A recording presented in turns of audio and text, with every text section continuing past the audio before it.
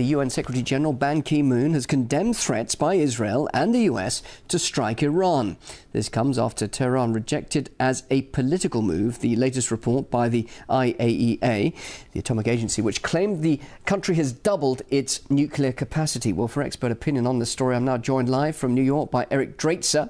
He's a geopolitical analyst for StopImperialism.com. Now, the report suggests there's a significant increase in Iran's nuclear capacity. Why does Tehran continue to expand its atomic program seemingly while already being battered with criticism for just having it?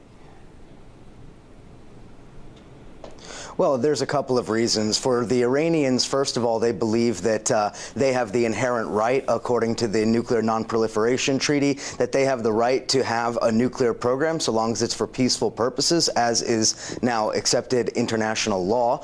So I think that's the first one. The second one, of course, is the geopolitical reality that they look around them, you look at the map, and they see that they are surrounded literally on all sides by the United States or various allies of the United States. And the principle is quite clear that the United States will invade nations that do not have the threat of nuclear weapons, and the United States does not invade the nations that do have that threat. So, in other words, the Iranians do it partially for self-preservation. They also do it for propaganda purposes and to lend themselves clout on the world stage.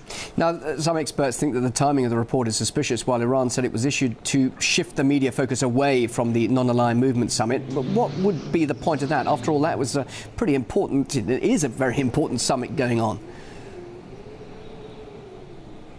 Yes, of course. And the fact of the matter is the United States and Israel, to a large extent, are terribly embarrassed about the fact that the Non-Aligned Movement Summit, which is happening in Tehran, has gone off as a tremendous success. And the fact that many around the world are seeing the NAM Summit as really Iran's coming out party in terms of geopolitics, in terms of their position on the world stage. And so the timing of the report, I think, is in fact dubious. And I would go further and remind people that the IAEA in many ways is part of what the leader in Iran called the overt dictatorship of the United Nations. That is to say that the IAEA is always led by U.S.-produced think tank individuals like El-Baradei or his predecessors, who will inevitably execute the agenda of the Western powers, regardless of whether that contravenes international law.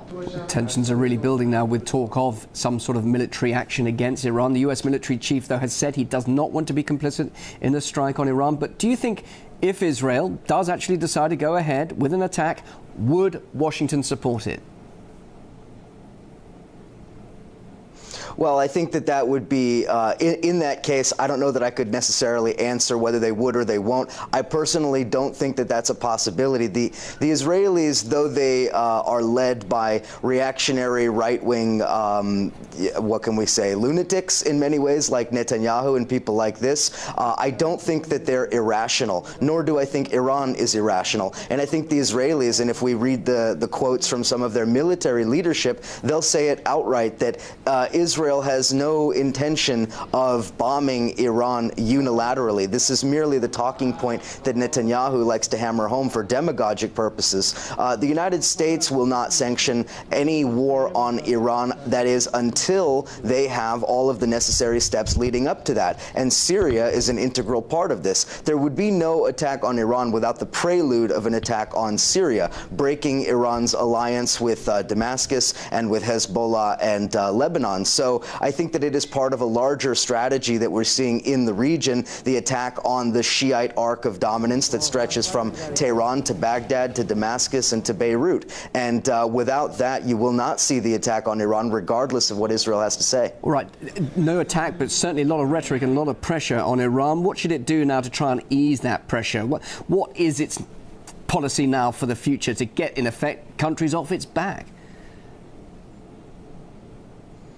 Well, I think that part of what they're doing is asserting themselves on the world stage. That's what we're seeing with this summit in Tehran right now, showing that they can be a force for peace. For example, the proposal that was put forward by the leader Khamenei, I believe yesterday, regarding Palestine and how to resolve that issue, trying to make the world see them as a constructive partner rather than as some kind of a loose cannon, the way they're characterized by the United States and Israel. Secondly, I would also add that Iran is moving towards major economic development with some of its key regional allies. We saw this meeting between Ahmadinejad and Prime Minister Singh of India regarding the Chabahar port, regarding a number of other bilateral trade issues. We see the same thing happening between Iran and Egypt. We see the same thing happening with the Chinese. So they reach out to their partners, their non-aligned partners, I suppose we could say, and find ways around the sanctions and find ways of getting themselves into these mutually beneficial economic arrangements that will make it near impossible for the Western allies to attack them, lest they upset the world balance and the economic order.